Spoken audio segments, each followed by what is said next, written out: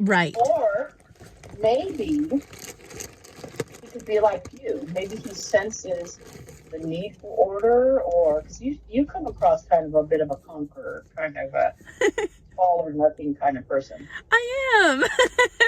A little So all or I'm nothing. wondering, Mhm. So could it be that he's got some of that? Maybe. Oh my, I never thought about that before. Oh my goodness. No, because most behaviors are actually learned. Yeah, I guess that would make sense. I feel like sometimes I'm detached from my environment, and my mom used to be the exact same way. Just like mom, Mm, mom, mom, like she was gone. Like her eyes were not in the current state. So when I catch myself doing that, I kind of bring myself back and try to be in those feelings, be in that moment, because I feel like I okay. was gone somewhere else, and I'm numb to the present time. So I just wish I was Mhm. more present, because I don't want to miss out on these moments, and I know that in some of them I am. Well, I think part of that too is we grow up and we don't really want to play anymore. Right. My grandson is constantly like he'll say, I had him over on Monday, and he says, "Nana, we're watching a video together," and he says, "Nana, you're not looking. Are you looking at this, and are we watching this together?" Oh, And to be honest, it was like I get so bored. It's everything I can do to focus on it, right. really. And I feel guilty too. Sometimes I'll stop everything I'm doing and then do that. And then other times it's like I just can't. I just can't. And it's so boring for me. I still. So nevertheless, I do try. So as long as Yeah, you're trying, we're trying. you're never going to be perfect. Right. Oh, gosh. But, Definitely not. but you got to try because what he's saying is, I need your attention. Right. And it's too easy to get busy on our phones and stuff. Yeah. So true. Don't force yourself. He's Again, I think that we'd all be so much better about being in the moment. right. Right. I struggle with that, Yeah, but I try. I try. we all do, I think. I think we Yeah. all do. Yeah, I do too. I've got to make it a thing and a memory of, like put it in my head so that I remember because it's a crazy thing. We're so used to being, we just have our habits. It's so easy to just go right back into our habit. And then knowing like, man, I said I wasn't going to do that.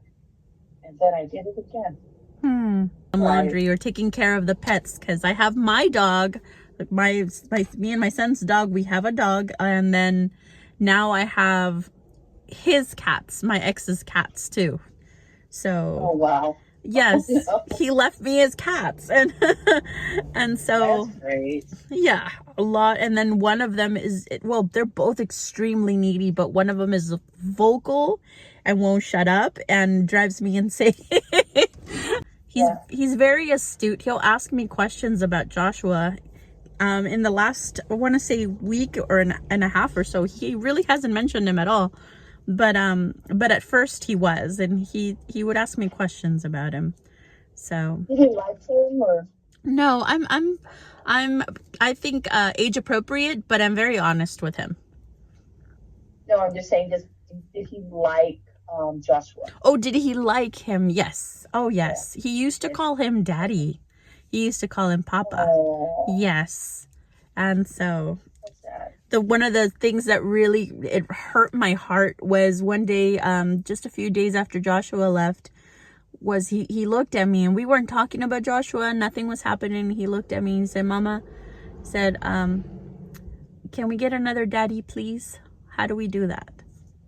And I was like, Mm. oh, my heart. That's sad. Yeah. That would break my heart. Yeah. Yeah, for sure. Yeah.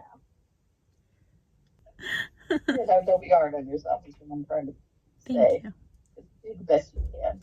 Thank you. Trying. Yeah. Now, no family at all. No, nothing. No one. Come. No, not a, well, my dad passed away, but both my mom and my dad, I don't think they really wanted children. I know my mom for sure didn't want children. She used to say when I was growing up, she used to say that I was peer pressure, my brother was an accident, and my sister was to save a marriage. And It's so, horrible. my mom Like, is an awful situation. even if you didn't want kids, it's like, why would you say that to your child? It's your very dysfunctional. I don't think my mom, quite honestly, developed any feelings for me. Um, and it showed throughout my life, and it shows. A few years ago, I decided that was it. I was done trying to, because I've always been, and I think this is what translates into my relationships, because I was neglected and rejected by especially my mother. I always tried to be the good daughter. I always tried to reach out to her, and I never was able to live up to any expectation, or have a connection with her. And I feel like I'm always chasing. So I feel like that's translated into my relationships too. I'm the one who ends up going above and beyond, and then I end up, it ends up not working out, and I'm the one who's like reaching out and trying to save something. So just a few years ago, when my son was born, and I had enough. I had enough of my mom's abuse, and I vowed to just end that relationship, end that friendship, end it. And I've never looked back. She doesn't know my son. She's never met him. She's never reached out or anything. Well, it sounds like that was probably better, to be honest. Yeah. I mean, I hate when she's missed out on. Yeah. But and you know what? You're just going to vow that, that's not going to be you. When he has children and grandkids, you're going to be part of their life. Right. You're going to do it right. Right. Yeah. Yeah. Very, very sad. But you can't change those things. So all my entire family, for the most part, is Jehovah's Witness on my mom's side and on my dad's side. And since I'm not, and I left that religion when I was 15, I kind of like, that explains some of her weight and because of how they are. Yeah. They really believe in, like, if you don't, if you don't belong to their faith, then they really believe it. What's the word I'm looking for? I won't say isolate. That's not the word. It's like they expel you. Yeah. Yeah, it's like they expel you, but there's another word. It's like, and the thought is, if they kick you out of their life, that you'll come back. Because and then the other thought is too is they don't want them to leave the church. So the way to try to keep people in is to keep them from having anything to do with, anybody that's out of the church. The sad part is what it does with the family. Right. And that was one thing I remember, being 15 and asking questions, and I didn't like that. Like, well, if I had questions about God that I didn't feel were being answered.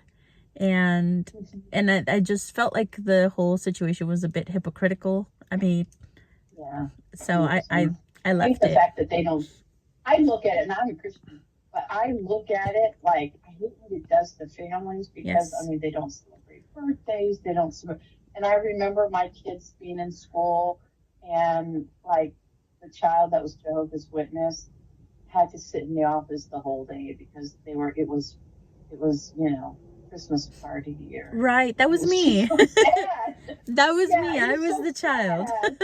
Oh, it had to be so hard, and then it gets all mixed up because it has to do with religion and God, and right, it's all messed up in your head.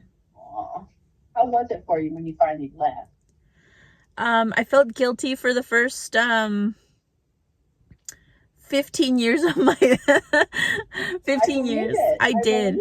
I carried this guilt that I left and everything. But then I met a partner that changed my life. He changed my life in such a positive way. It was the longest relationship I've had in terms of someone that I was really connected to. Mhm. And he introduced me to a documentary called Zeitgeist. What is Yes, it? Tell me about it. it's a documentary. It's a three-parter. The first part is religion, and Mhm. the second part is 9/11. The third part is the money system. And Mhm. so first part was what really got me when it came to religion, and how Christianity is just a take on what's been out there for years, for thousands of years. It's like the Egyptians, and there's so much evidence to show you that there's so much that's taken from other religions. And then he goes on to explain why it is that all these religions have the similar belief systems and the similar ideals. Mhm. And so it blew my mind open in a way that I've never, I growing up Jehovah's Witness, that's all I knew. And so it blew my mind, and I stopped feeling guilty. I stopped Mhm. in that indoctrination. Mhm. Yeah. And for you, though, did it end your, just out of curiosity, did it end your relationship like with God, or do you believe in a God, or? I'm actually really spiritual. So I do meditate. I believe in the energy centers of the body. I feel like my connection to the creator is so much stronger now. As a matter of fact, I was praying a little while ago. Um, it's so much stronger now that I don't have a middleman telling me how to do things. Mm-hmm. Yeah, no, I get that. I really do. I really do. I'm glad that you were able to let go of the guilt, um, with what happened to you as a youth. And I'm sure with your mom, probably she's still involved in that. She's probably Yes. justifying some of her feelings and emotions because she feels like she's doing the right thing. So sad. Yeah. And it breaks my heart. It breaks my heart for families. It really does. It's not supposed to be that way. Right. And it's just, Yeah. I've always had a hunger for family, and it's interesting when I see like families that function and they love each other and they're supportive and everything. It's just like I always feel like I'm looking through a window at a candy store that I can never go into. Hmm. Well, what you do is you say to yourself, I'm going to do everything I can to help create that for my son and change that. Right. So whether that means that you end up finding somebody or not finding somebody, you're going to have a relationship with your son, and then he will one day have a relationship with someone and possibly have children, and then he's going to remember a very involved, loving, caring mom, and you're going to change it for him when it comes to like grandparenting and all. That's interesting that Thanks you for mentioned that, because when I started noticing that Joshua and I needed help, we wanted to do couples counseling, but I mentioned to him, have you thought about, maybe us visiting a religion? I wasn't sure where we could start, but Yeah, visiting a religion, getting some friends with some morals and some principles, because we really wanted to like have couple yeah, friends and stuff. And yeah. sometimes what's out there is just, I'm just so disappointed with the world, to be quite honest with you. No, I get it. No, are you kidding? I mean, I'm the one that hear it in too, as a counselor, and I'm like, okay, this is what the world does. But I mean, I hear thing from, oh, we went on a date together, and I say, oh, where with your friend? And they go, 2 dates, couples, and oh, we went to a lap dancing thing. People go as dates, and I'm thinking like, who does Oh my that? god.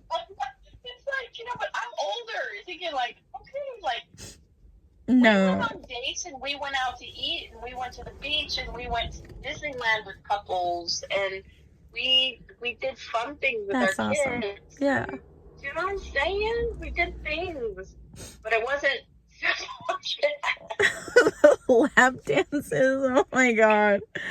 I see. Yeah, no, I think that's been a real big thing, and I know like some of them, especially some of the bigger churches, they have things like singles groups and Hmm. things for your kids to participate in, and they get to be part of plays, and you know what I'm saying? Oh, that's super sweet.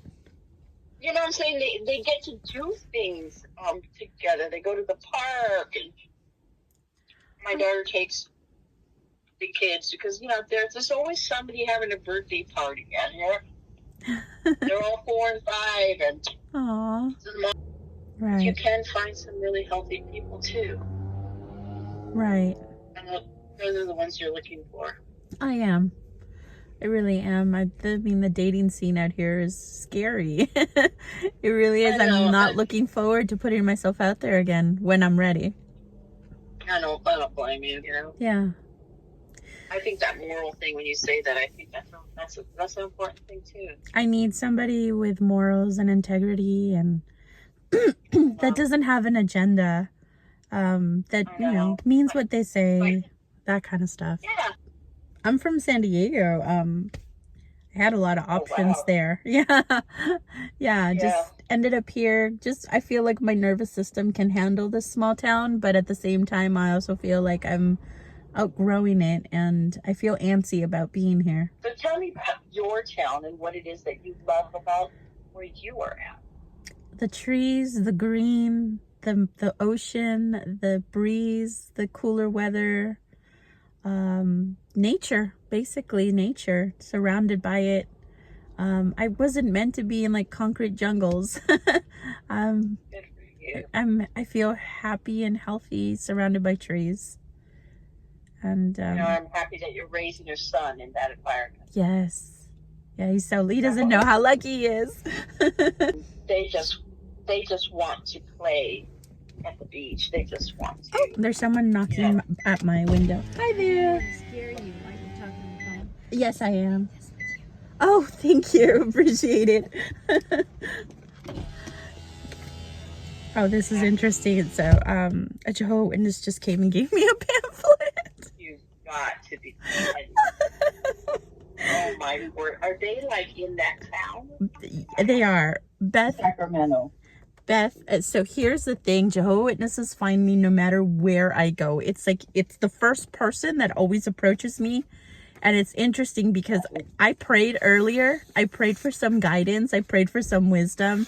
I asked God, just, you know, send me that information, send me that wisdom, that guidance in whatever form you deem appropriate.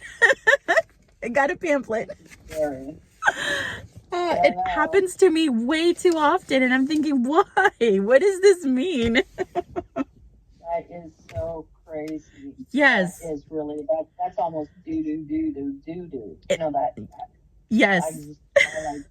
I want to your opinion. I really want to work on my self-esteem. I really want to work on kind of feeling confident whether I'm in a relationship or not in a relationship. I want to work on that because I'm really struggling with that. And I don't know if you naturally would be right now because you just got out of a relationship. I feel like that affected my relationship too. When I was in it, that just whole, I don't know if it's because I'm just dating men that aren't respecting, or they don't have healthy boundaries, but I feel like I have to be vigilant as to, are they talking to somebody? Who's on their Facebook, on their social media? Who are they looking at when we're going out? I don't want to have those paranoias. And so I don't know if it's me projecting things out there, or it's the fact that I've dated some men that just don't have that respect, or I don't know. Well, I think that one that was that sex addict really took a toll on you. That was almost like, that was traumatic. That was very traumatic. It sounds to me like that's a big part of what's happening. You have some real abandonment things going on. Not like abandonment, like you gotta get rid of you. I'm not talking. But sometimes I feel like it. Your sons, yeah, I know. Yes, we all want the fix, you know. Right. You know, I just got this, you know. And so, but you know, you got your parents. Your dad dies. You got your mom who just basically abandoned you and rejects you. the church there is Jehovah's Witness Church, because it's all or nothing. If you don't do what they say and believe what they believe, then you're out of there, and you are ostracized. That's the word I was looking for. Ostracized. Yes. So you're ostracized. That's abandonment, and then you get in these relationships, not by your choice. This was their choices, but they also abandoned you, just like this last relationship. Literally, the guy just leaves, and Yeah. it's just crazy stuff. And you're not realizing that, like, oh my word, this had to do with the mental illness stuff. Okay, so, but it's all abandonment. Yeah. So I think that's a part of what's really going on here. That's probably what you're feeling when you're saying I don't feel secure, and Yeah. I feel like I bring some of that over. Well, you just naturally would. If I walked by a stove and burned myself, and that happened to me as many times as it abandonment has happened to you, like 4 and 5 times, I wouldn't even want to be around the stove. Every time I get near the stove, I'm gonna feel that burn. These are the kind of things that take time. Overall, you present as a very healthy person. You know what to do. Thank You've you. had a quite a climb. You know, yours hasn't been the easy road.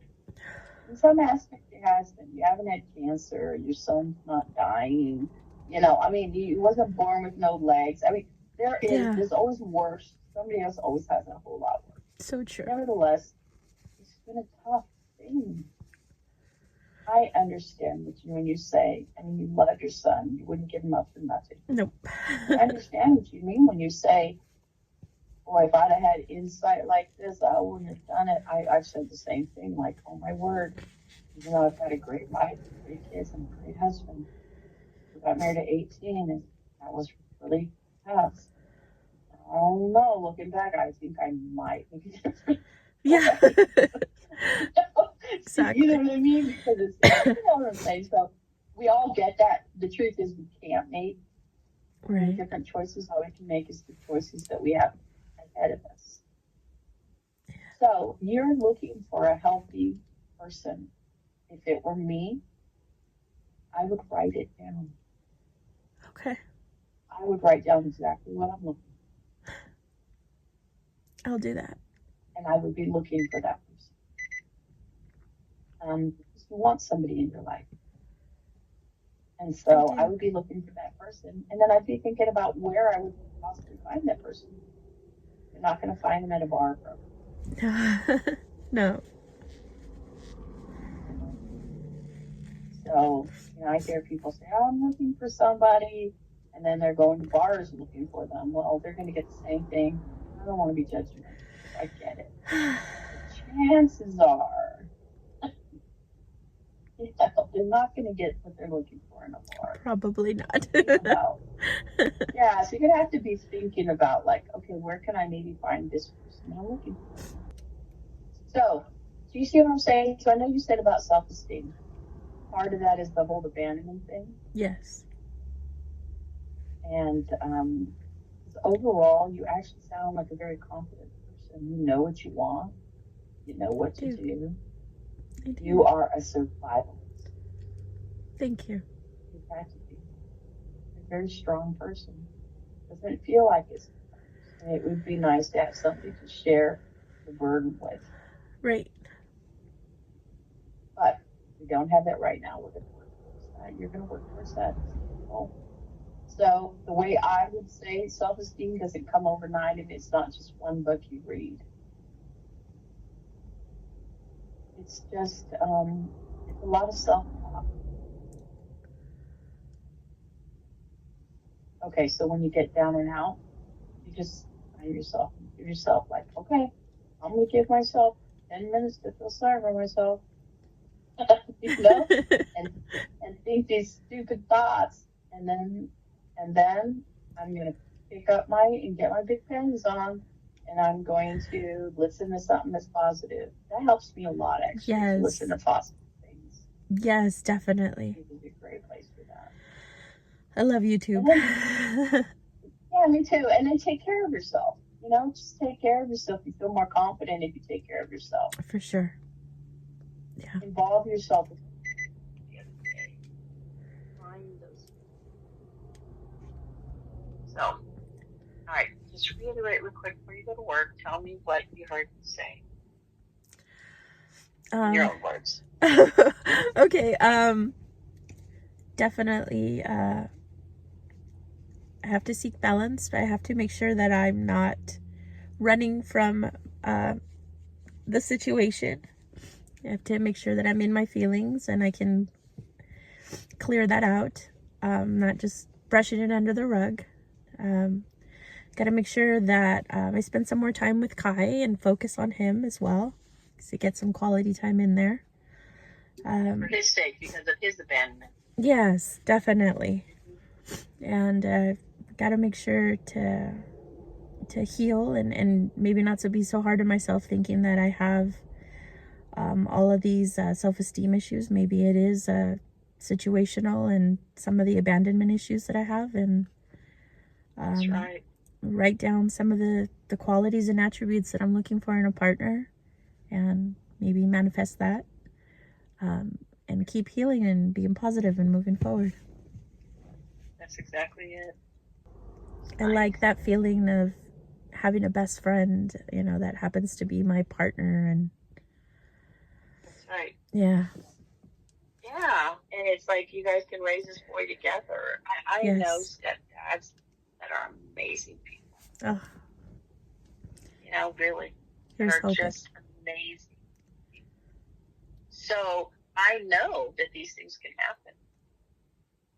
So you don't know that yet because you haven't found that, but you've done everything you can with these relationships. They just have not been healthy, but that doesn't mean that you only pick unhealthy people. Just happened. They were healthy at like just seeing them together. Yeah. And you find out these little secrets that you didn't really realize. Well, the next time you'll be wiser. Right. Yeah. Yeah. Don't be hard on yourself. Okay. Thank you. All right. Do you want to do next week or do you want to do the week after? Let's do next week. Okay. I will. I'll find a spot and then I'll let you know. Okay. Want to do the same time? Yes, please. All right. I'll see you later. Thank you so much, Beth. All right. Get back to work. Talk to you later. Okay. All right. Bye-bye. Bye.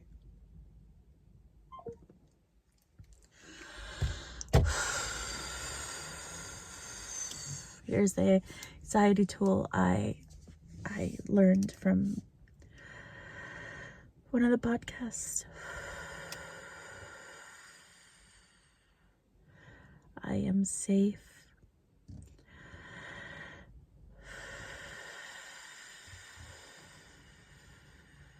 It's been twitching again lately. It stopped when I met Joshua, and it didn't start until recently.